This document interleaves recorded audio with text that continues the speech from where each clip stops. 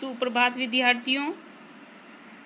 हमने क्षितिज के सभी पाठों का अध्ययन अच्छे से किया।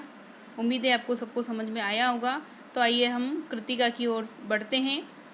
पहला पाठ माता का आंचल का अध्ययन करते हैं, अच्छे से समझते हैं। पहला पाठ है आपका माता का आंचल। इसके लेखक है शिवपूजन सहाय। तो इनका परिचय भी जानते हैं। शिवपूजन सहाय का जन्म सन 1993 में गांव उनवास, जिला भोजपुर, बिहार में हुआ है ना। ये कहाँ पर है? बिहार में। उनके बचपन का नाम भोलानाथ था। 10वीं की परीक्षा पास करने के बाद उन्होंने बनारस की अदालत में है ना नकलवीस की नौकरी की। बाद में वे हिंदी के अध्यापक बन गए। सहयोग आंदोलन के प्रभाव से उन्होंने सरकारी नौकरी से त्यागपत्र दे दिया। शिवपूजन सहाय अपने समय के लेखकों में बहुत लोकप्रिय और सम्मानित व्यक्ति थे। उन्होंने जागरण, हिमालय, माधुरी, बालक आदि कई प्रतिष्ठित पत्रिकाओं का संपादन भी किया। इसके साथ ही वे हिंदी की प्रतिष्ठित पत्रिका मतवाला के संपादक मंडल में थे। सन 1963 में उनका देहांत हो गया। वे मुख्यतः गद्य के लेखक थे। देहाती दुनिया, ग्राम सुधार, वे दिन, वे लोग, स्मृति शेष आदि उनकी दर्जन भर गद्य कृतियाँ प्रकाशित हुई है। शिवपूजन रचनावली के 4 खंडों में उनकी संपूर्ण रचनाएं प्रकाशित है। उनकी रचनाओं में लोक जीवन और लोक संस्कृति के प्रसंग सहज ही मिल जाते हैं।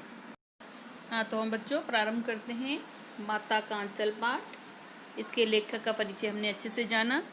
देखिए, जहाँ लड़कों का संग तहाँ बाजे मृदंग, जहाँ बुड्ढों का संग तहाँ खर्चे का तंग। यानी जब बच्चों का लड़के एक साथ इकट्ठे होते हैं है ना, तो वो ढोल नगाड़े आदि यानी हंसी मजाक और मौज मस्ती हुआ करती है। और जहाँ बुढ़े यानी बुजुर्ग व्यक्ति एक साथ इकट्ठे होते हैं तो वह अपने खर्चे का बखान करते हैं, अर्थात अपने तंगी के दिनों को याद करते हैं, या फिर कैसी परिस्थितियाँ चल रही हैं, इन किन परिस्थितियों में हमने एक एक पैसे को किस तरह से बचा कर रखा। ठीक है, तो वो फिजूल खर्ची के ऊपर जो है एक तरह से कटाक्ष करते हैं, क्योंकि उन्होंने बहुत समय देखा है अपनी तंगी का। हमारे पिताजी तड़के उठकर निपट नहाकर पूजा करने बैठ जाते थे। तड़के का मतलब सुबह। हम बचपन से ही उनके अंग लग गए थे, अर्थात उनके साथ रहते थे नज़दीक। माता से केवल दूध पीने तक का ही नाता था, यानी सिर्फ हम माता के पास तो सिर्फ दूध पीने ही जाते थे। इसलिए पिता के साथ ही हम भी बाहर की बैठक में ही सोया करते। वह अपने साथ ही हमें भी उठाते और साथ ही नहला धुला कर पूजा पर बिठा लेते। यानी जो पिताजी जो भी काम होता था उनका प्रतिदिन की दिनचर्या होती थी, वो उसमें अपने बच्चे को भी शामिल करते थे। हम भभूत का तिलक लगा देने के बाद दिक करने लगते, कुछ हंसकर, कुछ झुंझलाकर, कुछ डांटकर। वह हमारे चौड़े लीलार में त्रिपुंड कर देते थे। हमारे लीलार में भभूत खूब खुलती थी, सिर में लंबी लंबी जटाएं थी ना। भभूत रमाने से हम खासे बमबोला बन जाते थे। तो यहाँ पर त्रिपुंड यानी एक प्रकार का तिलक, जिससे ललाट पर 3 आड़ी या अर्धचंद्राकार रेखाएं बनाई जाती है, जिससे साधु सन्यासी बनाते हैं मस्तक पर। ठीक है, तो यानी जिद करने लगते थे, वो भी झुंझलाकर हमको अपने हमारे चौड़े लीलार पर वो त्रिपुंड यानी 3 जो है वो रेखाएं खींच देते थे। और हमारे लीलार में भभूत खूब खुलती थी। ठीक है, सिर में लंबी लंबी जटाएं थी, यानी बहुत बड़े बड़े बाल थे उनके। और भभूत रमाने से हम खासे बमबोला बन जाते, जिस तरह से शिवजी का जो है वो रूप प्रतीत होते थे। जैसे शिवजी जो है ना भस्म आदि जो है अपने रमाते थे अपने शरीर पर, इसी तरह से उनके माथे पर भी भभूत आदि लग जाती थी, तो वैसे लगते थे जैसे शिवजी का ही अवतार है। पिताजी हमें बड़े लाड से भोलानाथ कहकर पुकारा करते थे, पर असल में हमारा नाम था तारकेश्वर नाथ। यानी उनके पिता बड़े प्यार से उनको भोलानाथ कहते थे, है ना, वैसे उनका नाम तारकेश्वर नाथ था। हम भी उनको बाबूजी कहकर पुकारा करते थे और माता को मैया। ठीक है, जैसे हम मम्मी पापा कहते हैं, ठीक उसी तरह से वो अपने पिता को बाबूजी और माता को मैया कहते थे। जब बाबूजी रामायण का पाठ करते तब हम उनकी बगल में बैठे बैठे आईने में अपना मुंह निहारा करते। आईने का मतलब शीशे में, यानी दर्पण में। जब वह हमारी ओर देखते, हम तब कुछ लजाकर और मुस्कुराकर आईना नीचे रख देते और वह भी मुस्कुरा पड़ते थे। यानी अब जब हमारी तरफ बाबूजी देखते थे तो हम भी शर्मा जाते थे। पूजा पाठ कर चुकने के बाद वह राम नाम लिखने लगते। अपनी एक रामनामा बही पर 1000 राम नाम लिखकर वह उसे पाठ करने की पोथी के साथ बांध कर रख देते। फिर 500 बार कागज़ के छोटे छोटे टुकड़ों पर राम नाम लिखकर आटे की गोलियों में लपेटते और उन गोलियों को लेकर गंगा की ओर चल पड़ते। यानी वो 1000 जो है बार राम नाम का नाम लिखते छोटी छोटी कागज़ की है ना पर्चियों पर, और उन्हें आटे की जो गोलियां थी है ना उसमें लपेट लेते और फिर गंगा की तरफ चल पड़ते। उस समय भी हम उनके कंधे पर विराजमान रहते थे, यानी कंधे पर बिठाकर हमें पिताजी हमारे को गंगा की तरफ ले जाते थे। जब वह गंगा में एक एक आटे की गोलियां फेंक कर मछलियों को खिलाने लगते, तब भी हम उनके कंधे पर बैठे बैठे हंसा करते थे। ठीक है ना। तो ये सारा जो प्रक्रिया थी वो कंधे पर बैठे बैठे ही देखा करते थे और बड़ा आनंद की अनुभूति होती थी उन्हें।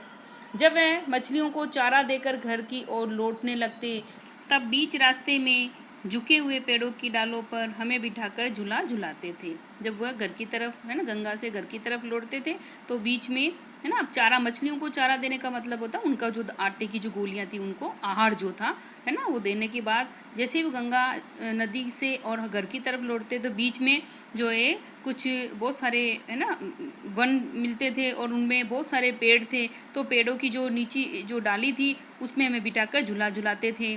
कभी कभी बाबूजी हमसे कुश्ती भी लड़ते, वह शिथिल होकर हमारे बल को बढ़ावा देते और हमें उनको पछाड़ देते थे। ठीक है ना। तो आपस में दोनों है ना के बीच में कुश्ती भी हुआ करती थी झूठ मूठ की। वह शिथिल होकर हमारे बल को बढ़ावा देते, जानबूझकर वो हमसे पराजित हो जाते थे और हम उनको है ना, अब ये लेके बता रहे कि मैं उनको पछाड़ देता, अपने पिताजी को पछाड़ देता, यानी उनको पराजित कर देता था। ये उतान पड़ जाते और हम उनकी छाती पर चढ़ जाते थे। भोलानाथ बताते हैं कि उनके पिताजी जो है पीठ के बल लेट जाते और वह उनकी छाती पर चढ़ जाते। जब हम उनकी लंबी लंबी मूछें उखाड़ने लगते तब हंसते हंसते हमारे हाथों को मूछों से छुड़ाकर हमें चूम लेते थे। फिर जब हमसे खट्टा और मीठा चुम्मा मांगते तब हम बारी बारी अपना बायां और दाहिना गाल उनके मुंह की ओर फेर देते। बाएं गाल का खट्टा चुम्मा लेकर जब वह दाहिने का मीठा चुम्मा लेने लगते तब हम अपनी दाढ़ी या मूछ हमारे कोमल गालों पर गड़ा देते थे। हम झुंझलाकर फिर उनकी मूछें नोचने लग जाते थे। इस पर वह बनावटी रोना रोने लगते और हम अलग खड़े खड़े खिलखिलाकर हंसने लग जाते थे। जब वो लेखक के कोमल गालों पर उनके पिताजी अपनी जो दाढ़ी चुबाते थे तो उन्हें बड़ा ही थोड़ा सा है ना गुस्सा सा आता था और वह झुंझलाकर जो है उनकी मूछें नोचने लग जाते थे है ना। इस पर जो लेखक के पिता हैं वो बनावटी रोना रोने लगते थे कि मेरी जो मूछ तुमने नोची है ना उससे मुझे बड़ी दुख हुआ, पीड़ा हुई। ठीक है। और ये जो लेखक है वो खिलखिलाकर हंसने लगते थे। उनके साथ हंसते हंसते जब हम घर आते तब उनके साथ ही हम भी चौके पर खाने बैठते थे। वह हमें अपने ही साथ हाथ से फूल के कटोरे में गोरस और भात सान कर खिलाते थे, अर्थात दूध और चावल जो है वो मिलाकर एक तरह से खीर बनाकर हमें खिलाते थे। जब हम खाकर अफड़ जाते यानी हमारा पेट भर जाता तब हम मैया थोड़ा और खिलाने के लिए हट करती, यानी माँ जो है और जिद करती नहीं अभी तो इसका पेट नहीं भरा है। ठीक है। वह बाबूजी से कहने लगती आप तो 4-4 दाने के कोर बच्चे के मुंह में देते जाते हैं, इससे वह थोड़ा खाने पर भी समझ लेता है कि हम बहुत खा गए हैं। यानी थोड़ा थोड़ा खिलाते हो और कई बार उसको थोड़े थोड़े भोजन को थोड़ी थोड़ी बार कई बार खिलाते हो तो ऐसा लगता है बच्चे को मैंने बहुत सारा खा लिया है ना। तो माँ ये कह रही है कि नहीं, माँ अगर खिलाती है तो उस बच्चे का पता चल जाता है माँ को कि इसका पेट भरा या नहीं है।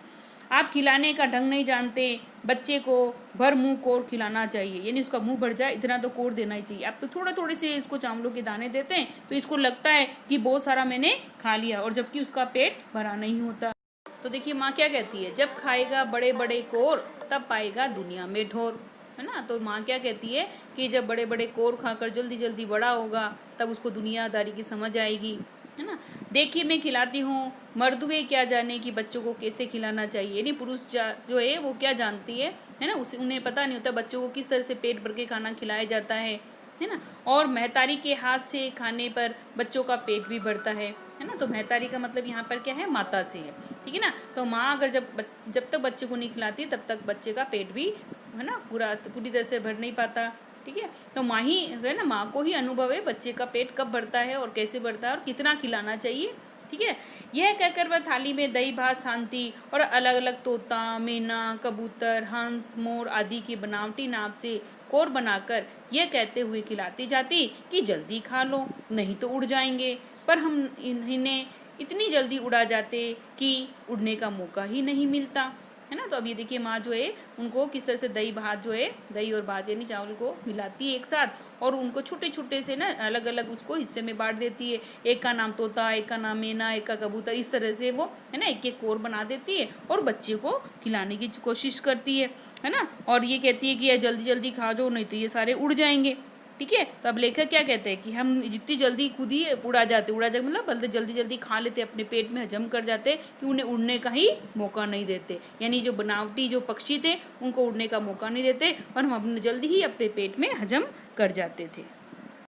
जब हम बनावटी चिड़ियों को चट कर जाते थे तब बाबूजी कहने लगते, अच्छा अब तुम राजा हो और जाओ खेलो, है ना। अब तो राजा बेटा बन गए हो और तुमने अपना भोजन समाप्त कर लिया है तो अब जाकर खेलो। बस हम उठकर उछलने कूदने लगते थे। फिर रस्सी से बंधा हुआ काठ का घोड़ा, काठ का मतलब लकड़ी का घोड़ा, लेकर नक धड़ंग बाहर गली में निकल जाते हैं। यानी हम वस्त्रों का भी ध्यान नहीं करते थे, है ना, और आधे अधूरे वस्त्रों में ही जो बाहर खेलने निकल जाते थे। जब कभी मैया हमें अचानक पकड़ पाती तब हमारे लाख छटपटाने पर भी एक चुल्लू कड़वा तेल हमारे सिर पर डाल देती थी। हम रोने लगते और बाबूजी उस पर बिगड़ खड़े होते, पर वह हमारे सिर से तेल बोत कर, है ना, वो हमें उबट कर ही छोड़ती थी। फिर हमारी नाभि और लिलार में काजल की बिंदी लगाकर चोटी गूंथती और उसमें फूलदार लट्टू बांधकर रंगीन कुर्ता टोपी पहना देती थी। हम खासे कन्हैया बनकर बाबूजी की गोद में सिसकते सिसकते बाहर आते थे। बाहर आते ही हमारी बाट जोहने वाला बालकों का एक झुंड मिल जाता था। तो यहाँ पर देखिए जो है अभी क्या बता रहे हैं लेखक अपने बचपन का कि हम उछलने कूदने है ना लगते हैं, फिर रस्सी से बंधा हुआ काठ का घोड़ा लेकर हम बाहर की तरफ खेलने भाग जाते थे। और जब मैया हमें अचानक पकड़ पाती तो हम बार बार उनसे छटपटाते थे क्योंकि हमें खेलना था। और माता जो है हमारे सिर के ऊपर तेल लगाती थी, ठीक है ना, सिर की मालिश करती थी और हमारे सिर पर ज़बरदस्ती तेल लगाती थी। हम कितने ही रोते धोते पर वो मानती नहीं थी और हमारे सिर पर जो तेल बोत कर तेल चुपड़ कर ही मानती थी और हमें उबट कर ही छोड़ती थी, यानी मालिश करके। फिर हमारी नाभि और लिलार में काजल की बिंदी लगाती जो कि बच्चे को नजर न लगी। फिर हमारी चोटी गूंथती और उसमें फूलदार लट्टू बांधकर रंगीन हमको कुर्ता टोपी पहना देती थी और हमें उसमें उस वेशभूषा में हम पूरे कन्हैया लगते हैं, यानी कन्हैया यानी श्री कृष्ण के लिए कहा गया, और बनकर बाबूजी की गोद में सिसकते के बाहर आते थे। सिसकते इसलिए थे क्योंकि ज़बरदस्ती माता जो है उनके ऊपर जो है तेल उबटती, यानी तेल की मालिश करती, फिर उनकी चोटी बनाती, है ना, और रंगीन जो है कुर्ता टोपी आदि पहनाकर उन्हें सुसज्जित करती अच्छी से है ना वेशभूषा पहनाकर। परंतु उन्हें ये अच्छा नहीं लगता था और वह सिसक कर जो है बाहर की तरफ बाबूजी की गोद में छिप जाते। बाहर आते ही हमारी बाट जोहने वाला बालकों का एक झुंड मिल जाता था, है ना। तो यानी जैसे ही बाहर आते पिताजी के साथ तो बच्चों का जो झुंड है वो इनका इंतजार करते होते थे कि कब बुलाना आता है और हम भी उनके साथ खेले। ठीक है, तो हम उन खेल के साथियों को देखते ही अपना सिसकना भूलकर बाबूजी की गोद से उतर पड़ते और अपने हम जोलियों के दल में मिलकर तमाशे करने लग जाते थे। हम जोली का मतलब हमारे साथ के जो खेलने वाले जो बच्चे थे, है ना, तो हमने रोना धोना सब भूलकर और हम उनकी टोली में सम्मिलित होते और हमारे जो है शुरू हो जाते खेल तमाशे भी ऐसे वैसे नहीं, तरह तरह के नाटक होते। चबूतरे का एक कोना ही नाटक घर बनता था। बाबूजी जिस छोटी चौकी पर बैठकर नहाते थे वही रंगमंच बनती थी, है ना, जिसको पटरी आदि कुछ कहा जाता है, जिसमें हम स्नान आदि करते बैठकर, है ना, और वह उनका स्टेज बन जाता। रंगमंच का मतलब स्टेज, ठीक है। और उसी पर सरकंडे के खम्भों का कागज का चंदुआ, तो चंदुआ का मतलब छोटा शामियाना जिसको टेंट कहा जाता है ना, वो बनाते थे, ठीक है। और तानकर मिठाइयों की दुकान वहाँ पर लगाई जाती थी। उसमें चिलम के खोचे पर कपड़े के ढालों में ढेले के लड्डू, पत्तों की पूरी कचौनियाँ बनती, गीली मिट्टी की जलेबियाँ बनाई जाती, फूटे घड़े के टुकड़ों के बतासे आदि मिठाइयाँ सजाई जाती। देखिए उनकी खेल सामग्री कैसे होती थी। मिठाई की दुकान लगाई जाती थी, उसमें एक चिलम जो जिसमें बीड़ी आदि जो पीते हैं, है ना, उसके कपड़े के थालों में ढेले के लड्डू बनाए जाते थे, ठीक है। और पत्तों की पूरियाँ कचौनियाँ मानते थे वो, है ना, इस तरह से बनाते थे। गीली मिट्टी की जलेबियाँ मान लेते थे, जिस तरह जलेबी का आकार होता उस तरह से वो गीली मिट्टी से उसको आकृति गीली मिट्टी की आकृति जलेबी जैसी बना देते थे। फूटे गड़े के छोटे छोटे जो टुकड़े होते थे उसको बतासा मान लिया जाता था। तो इस तरह से मिठाइयों की जो दुकान सजाते थे। ठीकरों के बटखरे और जस्ते के छोटे छोटे टुकड़ों के पैसे भी बनते थे, है ना। तो ठीकरे होते हैं मटकी के छोटे छोटे जो टुकड़े होते हैं ना, टूटे हुए हिस्से, तो उसके वो छोटे छोटे पैसे बनाए जाते थे, जस्ते आदि इनके। हम ही लोग खरीदार होते थे और हम ही लोग दुकानदार, तो हम ही उनको खरीदने वाले होते थे, और हम ही में से जो बच्चे थे वो दुकानदार बन जाता था, और हम ही में से जो है कुछ बच्चे उसको ग्राहक बन जाते थे और खरीदने जाते थे। बाबूजी भी 2-4 गोरखपुरी पैसे खरीद लेते थे, है ना। तो कौन से पैसे, जो कि उन्होंने ठीकरे यानी मटके के टुकड़े छोटे छोटे टुकड़ों से और जस्ते के छोटे छोटे टुकड़ों से जो पैसा बनाया था, तो वो भी खरीदने आ जाते थे। थोड़ी देर में मिठाई की दुकान बढ़ाकर हम लोग घरौंदा बनाते। अब ये मिठाई की दुकान तो हमारी बढ़ाकर मतलब बंद हो जाती थी, और अब हम जो है अपना घर बनाते थे। धूल की मेड़ दीवार बनती, तिनकों का हम छप्पर बना लेते थे, दातुन के खंभे बनते थे, दिया सलाई किसको होता है, माचिस की पेटियों के किवाड़ बनाए जाते थे, घड़े के मुहड़े के चूल्हा चक्की बनाए जाते थे, दिए की कढ़ाई बनाई जाती थी। बाबूजी की पूजा वाली आमचनी कलछी बनती थी, जो पूजा में काम में लेते थे, जिसमें धूप बत्ती आदि की जाती थी, तो उससे हम जो है वो उस कलछी से क्या बनाते हैं ना, कलछी बन जाती थी उस आमचनी से। पानी को घी माना जाता था, धूल के पिसान यानी आटा माना जाता था धूल को। बालू जो होती थी, थोड़ी सी जो बालू होती है, जो कि रेत जिसको कहा जाता है ना, उसको चीनी मान लिया जाता था। और हम लोग जोनार का मतलब भोज दावत करते थे, देते थे, तैयार करते थे। हम ही लोग जोनार करते थे और हम ही लोगों की जोनार बैठती थी, यानी हम जीमने वाले भी हम ही होते थे और जिमाने वाले भी हम ही होते थे। जिस तरह से पहले है ना, पहले के समय में नीचे बैठ कर भोजन दिया जाता था, सभी को नीचे बैठाया जाता था, ठीक है ना। और उसके बाद जो है वो सर्व करने भी लोग बाग सर्व करते थे, ठीक है। तो इस तरह से हम ही लोग वहाँ पंगत में बैठ जाते थे और हम ही को जिमाने भी हमारे ही साथी होते थे। जब हम पंगत पे बैठ जाते थे तब बाबूजी भी धीरे से आकर पांत के अंत में जीमने, यानी वो भी हमारे साथ जैसे और बच्चे बैठे होते थे खाने के लिए, तो वो भी बैठ जाते थे। उनको बैठते देखते ही हम लोग हंसकर और घरौंदा बिगाड़ कर भाग चलते थे। जैसे पिताजी हमारे है ना उस पंक्ति में बैठते तो हमें थोड़ी शर्म आती और हम हंसकर जो है वो अपना घरौंदा बिगाड़ देते थे और वहाँ से है ना भाग जाते थे। वह भी हंसते हंसते लोटपोट हो जाते और कहने लगते, फिर कब होगा भोलानाथ, है ना, भोज कब होगा भोलानाथ, ठीक है। तो पिताजी भी जो है वो हमारी इसमें बड़ा रुचि लेते थे और हमारी सहभागी बनते थे, और बाद में कहते थे कि भोलानाथ अब भोज कब होगा। भोज का मतलब जो जोनार बिठाते थे कि अब हम कब वापस से इस पंक्ति पर आकर बैठें। जो हम शब्दार्थ पर भी नज़र डालते हैं। अंचल, आंचल, मृदंग, ढोल जैसा वाद्य यंत्र, तड़के, प्रभात या सवेरा, निपट, सोच आदि करके फारिग होना यानी निपटना, अंग लगना, साथ लगना, बभूत, राग को कहते हैं, दिक करना, परेशान करना, लीलार, ललाट, त्रिपुंड करना, एक प्रकार का तिलक जिसमें ललाट पर 3 आड़ी या अर्धचंद्राकार रेखाएं होती हैं। जटाएं, बालों का जुड़कर रस्सी सा बन जाना, रमाने, लगाने या रचाने, बम्बोला, भगवान शिव का रूप, निहारा, देखा, पोथी, किताब को कहते हैं, विराजमान, उपस्थित, शिथिल, ढीला, पछाड़ना, हराना, उतान पड़ना, पीठ के बल लेटना, चौका, भोजन बनाने का एक स्थान, गोरस, दूध, भात, चावल, कोर, टुकड़े को कहते हैं, ठोर, जगह, मर्दुए, आदमी, महतारी, माता, एक चुल्लू, जरासा, कड़वा तेल, सरसों का तेल, नाभि, पेट का मध्य भाग, चंदोआ, छोटा शामियाना, है ना, खोचा, ढांचा, ढेला, मिट्टी का लोंदा, ठीकरा, मिट्टी का टुकड़ा, घरौंदा, रहने का स्थान, ज्योनार, भोजन, है ना, भोज जिसको दावत भी कहा जाता है, पांत, पंक्ति, जीमना, खाना, भोज यानी भोजन।